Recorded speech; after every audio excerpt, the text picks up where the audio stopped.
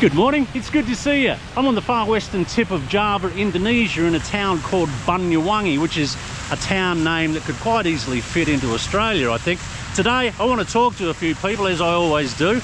I want to tell a couple of stories about my experiences here in Indonesia, and I need to conduct a banana index test. Some of you know what that is. The colour green is sacred to Islam, so when you're travelling through Indonesia, you'll see the colour on mosques, schools, hospitals maybe, and buildings in general if people have the want. But they're just really spectacular buildings, aren't they? They're imposing, they're strong, they're ornate, they're just lovely, lovely things. And that's a lovely, lovely stream or little river running through where I am at the moment. And pleasingly, it's devoid of rubbish. For those who have been following the channel for a little while, you'll know I play this little game called the Banana Index, which is the equivalent, in my case, to the McDonald's Index, where in every new place that I go to, whether it be country, town or whatever, I buy a kilo or a few bananas to find out how much they cost, to give me a very general, very basic idea of the cost relative to everything else, or what everything else might cost. So let's say a bunch of bananas, a big bunch of bananas costs 5,000 rupiah. That would signify that other things are going to be quite cheap. If the bananas are 50,000 rupiah for a kilo or a few bananas, that might suggest that other things are a little bit more expensive. It's not accurate, but I like to do it. Selamat sore siang. Mau pisang? Mau pisang. Berapa satu pisang? Anu ya, harus beli semua ya. Oke. Mungkin. Oh. Oke, 25 untuk semua ya? Iya. Oh, sebesar, banyak. Wow, besar banyak ya. And these ones are 18. Okay, makasih banyak. Satu ini. Yeah. That seems quite reasonable to me. That's probably the cheapest bananas or pisangs I've had. 18.000. 20, okay, tidak apa-apa. Jangan. Makasih banyak ya. Have a good day. Okay, thank you ya. Okay. See you. See you. She was fun. Oh my god, I should have got these on the way home. They're heavy. That's got to be 2-3 kilos of bananas. My goodness, that's really, really cheap. As far as volume, I don't know what the taste is like, but as far as volume goes and weight, that was a good buy. 18,000 rupiah for all that. So here we go on a taste test with them. Oh, what a find, what a score. That's the best value banana pisang I've ever had. Selamat siang Pak, apa kabar? Oh, they're really good. I shouldn't have bought them at the beginning of my day though, because now I'm lugging around 2 or 3 kilos of bananas in my pack. You don't need a long neck to be a goose, do you? I think I'm getting towards central Banyuwangi, and I've come across this structure made out of bamboo, and it just sort of typifies how resourceful you can be using simple wood. Like, the design is really simple, but it's really, really effective, and it's probably best seen from afar. I'll walk away from it, but they've just bent some really big pieces of bamboo into a really interesting shape with the arches. Like, it's a very basic shape, but the effect of it is yeah, it's impactful. I don't know what they use it for. I'm not sure what its purpose is. It seems to be cordoned off for some reason. Maybe perhaps not dissimilar to in Bali. They close off a street for ceremonies and... Hello! Hey! No, tidak mau. Sedikit sepi ya? Semua tidur. Oh, so Grab. Yes, Grab. Banyak Grab driver. Driver. Mungkin, how much money do you make in 1 month? Like berapa yuang satu bulan? Mungkin flexible. My business rate 3 million until 4 or 5. Really? 1 month, yeah. 1 month. And it's nice because you can work all day or have day off, have holiday. Eh? Yeah, this full days work this. The full day, yeah. But you must like it if you doing a long time, Because this is my work. Yeah. What's your dream? I'm not dream. You're not dreaming? Not yet, soon, Yeah. right? Yeah, you're happy with your life though? Yes, yeah? I am Very happy, happy, yeah, yeah? yeah. Yeah, it's important. Simple life is a good life, I think, yeah? Because I have the family, Yeah. and then I have the son. You have the son Yeah. also. How old is the son? Number one, finish second school, and then number two,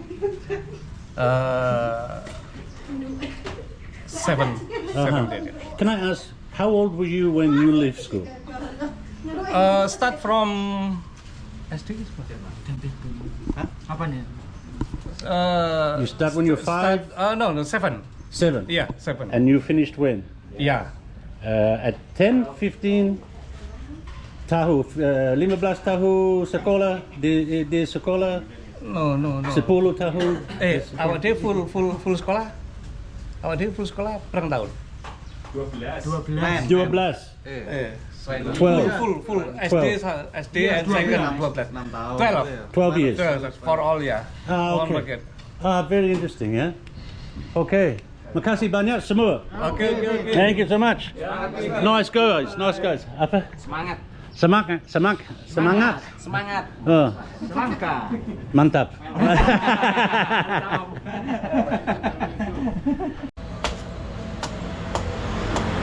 Well, some people might tell you that because it's Ramadan, everything's closed. It's not actually the case. You'll find the occasional warung that's open, like this place. Selamat siang, Bu. Apa kabar? Which, you know, you can get some local fare at, and I ate at one this morning. There is a lot of the shops and warungs that are closed, of course, but yeah, there's plenty of food around. Haven't found a beer yet. Maybe that's a good thing.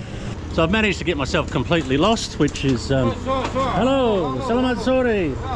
Oh, berapa harga satu kelapa? 12. Oh, makasih, yeah. 12,000 for a coconut. I don't know where I've come out. I'm going to get my bearings. I can feel a breeze, so I'm going to head back to the beach or head to the water. I know where I am relative to a strip of water, so I'm just going to go and find that again. I can't seem to find the water. I think I have to acknowledge that I am actually lost. Surely I've got to follow that wind. That wind is where the wind's surely coming from the water. But I don't understand. Well, that's probably a bit loud for you, that, isn't it? All right. I'm going to push on for a bit more and see how we go. One of the tremendous joys of getting lost, ladies and gentlemen, is you just stumble across these things. This is very obviously a Chinese temple. It's just so colourful. I think that sun's probably going to detract and sort of lessen the vibrancy of it because I'm facing straight into it. Well, this is really interesting temple. It's got so many lanterns in there. Ooh, cool, very cool. Look at this gate. Look at this gate. Wow, got a door, ladies and gentlemen. It was my destiny to get lost because I've come across a door. And for those who are new to the channel, I am a bit obsessed with ornate doors. Now, I don't know anything about them, of course, but I just like the way they look. This, obviously, these are dragons. Very colourful, yeah? And that's the yin and yang symbol. But just the size of this thing, it's enormous. Like I'm quite a tall guy. So yeah, it's really, oh, I've got to have another look at that. Let's have a more intricate look. So we've got around the edges, we've got koi. Are these koi? Some leaves. This looks like some type of, oh, is that a room or a house, or does this signify the sun in some way? Oh, look at these big beautiful beasts. I really want to knock it hard. I want to knock the knocker hard. So yeah, this is just an incredible, oh, look at this. Now we have to be a little bit careful because we're, permisi, boleh lihat. Makasih. Oh, look at this, just so colourful. Look. The sun's not on it though. Look, I could spend an hour here just roaming around and looking at everything. I won't go inside, but now across the top here, I'm not sure if they're the same Buddha in various states or different states of being, or how he feels, or if they're all different Buddhas. I like the idea of that representing the different states that you can find yourself in. Wow, what a find. Don't ask me where it is, because I'll just tell you it's next to a mosque, and that's no good to you at all. Oh, we've got a big drum. God, you just want to bang it, don't you? It's good to know what bangs your drum, huh? Wow. All right, it's not everyone's cup of tea, so we'll push on. Still lost. These bananas are getting a bit heavy. I wonder if I ate them, it'd make things lighter. I'm reminded of a Stephen Wright joke. If there were no sea sponges, would there be more water? Found a little barber. Permisi. Apa kabar? Good. Saya suka your hair, it's very nice. Berapa lama punya barber di sini? 8 tahun. 8 tahun. Oh, lama. And Bapak barber juga? Iya, Ya, barber kampung ya. Kampung. Kampung. Ah, ya. Ini mau kemana? Mau jalan-jalan, lihat-lihat. Oh iya. Coba mengerti Indonesia orang-orang. Oh ya. Ya. Oh, good. Makasih ya. Halo. Oh.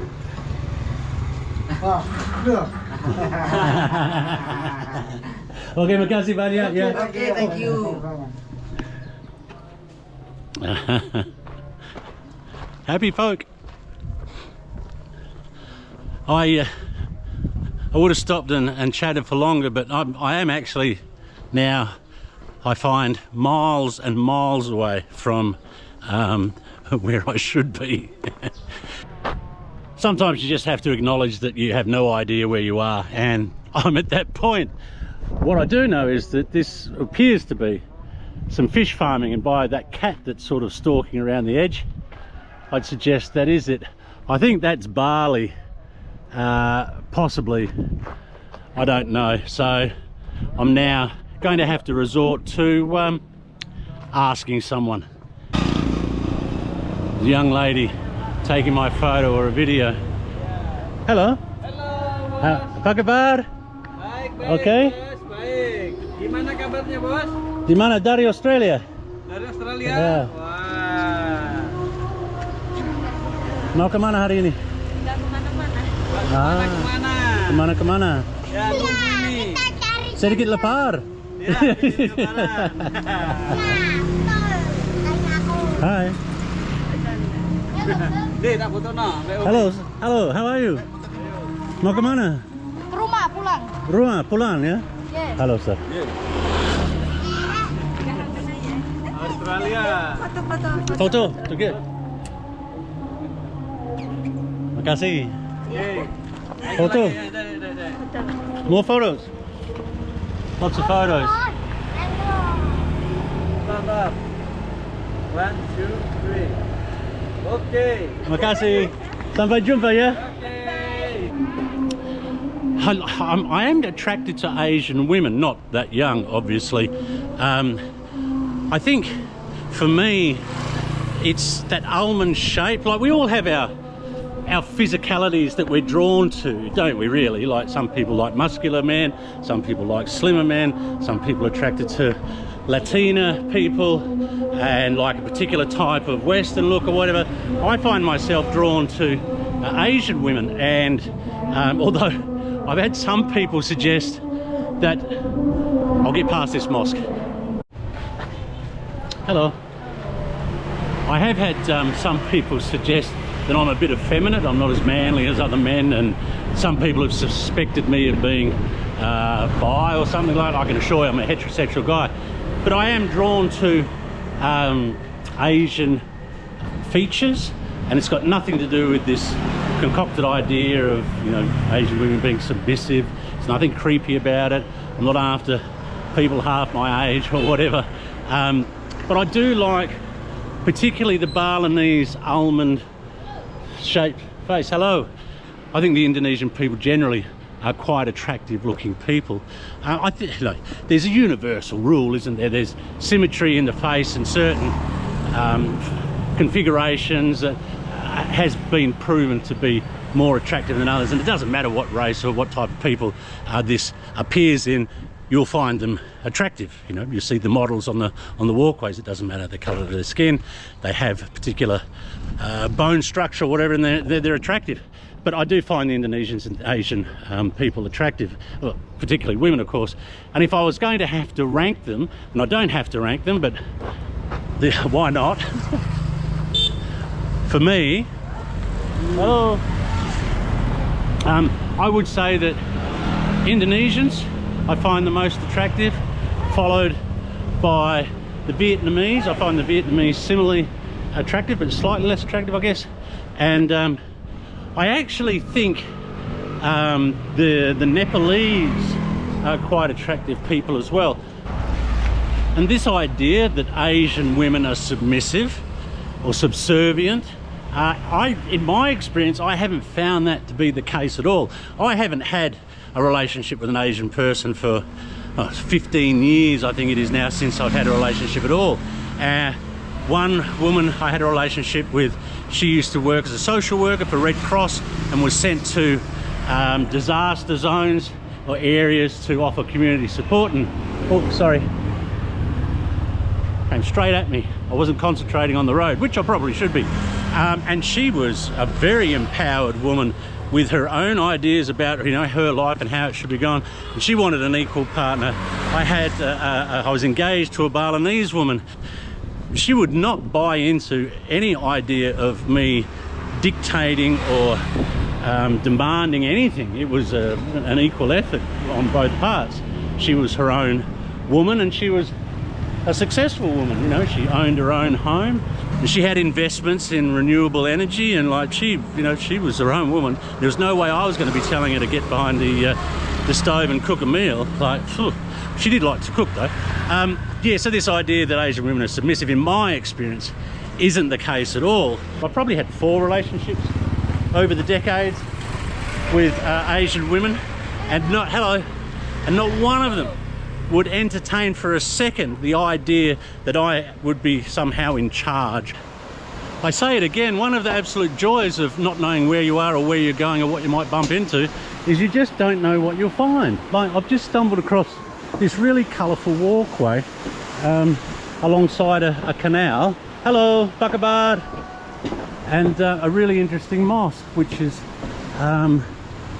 the architecture I haven't seen before. These arches that protrude from the side of the walls I hadn't seen, or maybe I just hadn't paid any attention to. But it's really colourful. I think in Malang, I think there's a village in Malang that has also painted the walls and houses really, really brightly coloured. But let's see if we can have a look at that dome. There's the dome of the mosque there.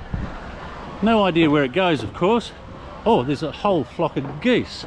I'm going to have to watch where I'm walking instead of focusing on the camera too much, because there's a lot of gaps here now and a lot of rotten wood. So we'll be walking on those main beams, but I'll be walking on the bolts. Hi.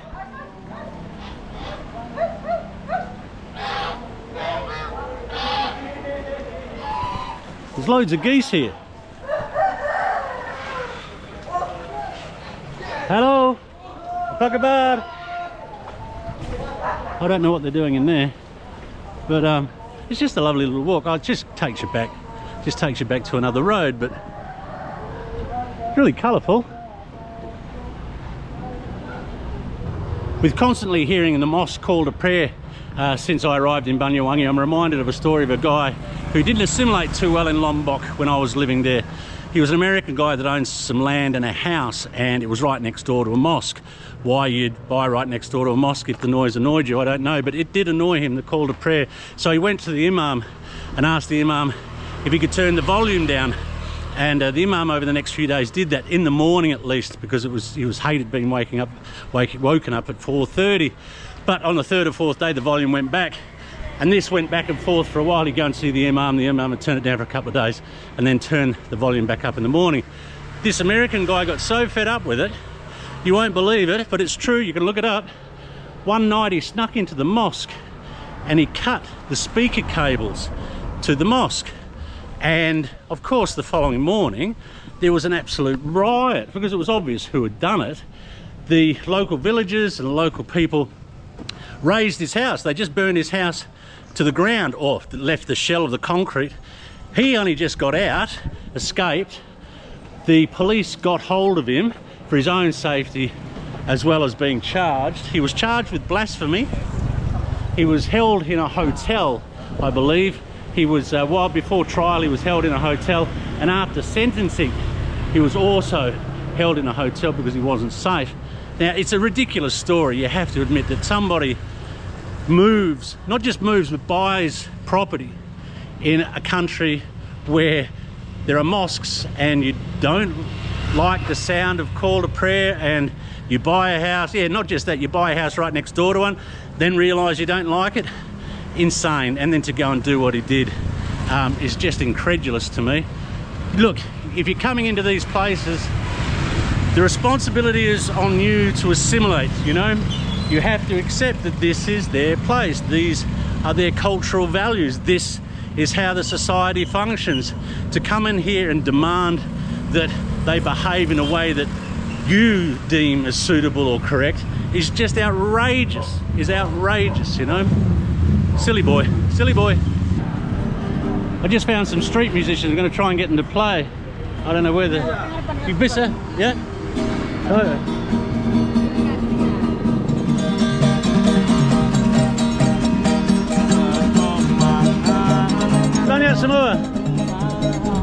That's nice. It's getting towards the end of the day with evening just ahead, and people are starting to get their bits and pieces ready to sell, and the warungs are opening their shutters. And although there were plenty of places to eat and plenty of shops open during the course of the day, but now it's on for young and old as they get ready for the night time. I imagine the street carts and the warungs do very, very good business at night during Ramadan. Some people waving me over. Hello! Apa kabar? Nice to meet you. Siapa nama Anda? Nama saya Selamat. Selamat? Nama kita Martias. Apa? Martias dari Matias. Ya, Oh, dari makasih. Riau. Nama saya Wayne ya. Ini namanya Bu Lastri ini. Istri? Ya. Halo. Ah, And mau kemana hari ini? kita mau jalan-jalan. Jalan-jalan? Aha, aha. And di mana tinggal? Saya di Banyuwangi aja. Ah, Saya Banyuwangi. Ibu Banyuwangi. di Jember. Aha, aha. Ada kerja? Iya kerja. Apa kerja? Jual suara. Ah, Iya. oke. Musisi jalanan. Ya, musisi jalanan. Maaf, saya tidak mengerti. Bisa Ya. bicara bahasa Indonesia sedikit Ya. ya? Oke, makasih semua ya. Bye-bye. Have a look at this mosque here. This is really quite spectacular. Hello, how are you? It's really beautiful. These polished blue domes. I think maybe the light probably doesn't give it its best effects, but with a mosque that size, I imagine it's got speakers to match. Hello, bro. Hey, how are you? Fine? Fine. Okay. It's just so... Apa? Where are you from? Australia? Oh, Australia. Yeah. Mau kemana? Saya mau kerja. Di Kerja? Kerja Homestay. apa? Di mana? Homestay. Homestay? Yes. Oh, okay. Okay, sampai jumpa. Yes. Yes, I just find it so much more interesting in these streets, you know, like this is just a little market street that I've stumbled across. Hello. And yeah, it's gritty and it's a little bit grimy and it's a little bit chaotic. Hey. And it's just far more stimulating than going into white, polished, floored glass and steel cabinets where everything's cold. And hello, apa kabar? Sore. Sore. Than going into these sterile sort of environments where everything's so spick and span. It's just, I've said it a million times. I know I'm not. I'm starting to repeat myself a bit. I've got to watch that. Some of you may have noticed recently I've had a few blogs on getting old and aging, and the reason that's occurred, and this afternoon or today has made it apparent as well, is that over the last 12 months I've noticed I just don't have the same stamina. They say that when you get to 60, I think it's 60 or 62, there are points in your life where you go through significant changes in your health or your ability, your physical ability to do things. And I think 60 was one of them. And I'm approaching that. And I just find I can't walk 20 or 30 kilometers in a day anymore with a pack. I just can't do it. And it's a little bit frustrating, but you know, we'll keep walking until we drop. I'm interested to know, how have you old travelers aged on the road?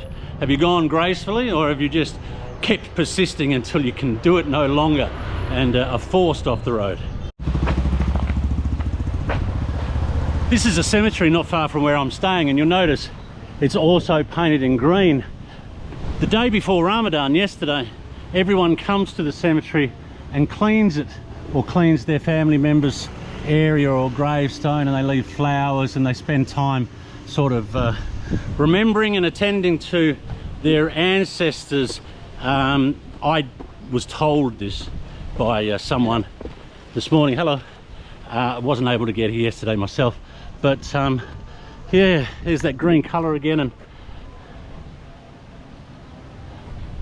it's a nice thing though, isn't it? Like once a year, the community, everyone comes and cleans the gravestones, cleans the cemetery, sort of spruces it up for the beginning of the new year.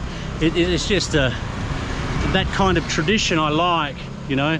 They're not forgetting the people that have passed, and that cleansing of the area gives the next year hope or something. I don't know, there's something about it. I'm not articulating it very well because I'm absolutely shattered. I'm back at my guest house. I'm going to give it another plug because it's run by a very warm, generous, gentle, kind Muslim family, and they're really, really nice. It's $13 a night for a room, and it includes a breakfast, which is just huge. If you want to look at the room itself, check out the last video, but they've got a little upstairs area which you can relax in, and it's yeah, it's just lovely. I just really, really like it. I have a feeling I didn't really reveal much of Banyuwangi to you today, and I apologise for that. Didn't really get the opportunity to speak to many people. Getting lost probably didn't help, but we'll be moving on in the next video, so we'll have to take a deep dive into Banyuwangi next time. That's just about it for this one. As always, thanks very much for coming along for the ride. I hope you're well and happy in life and doing the things you want to do. All right, thanks. We'll see you soon.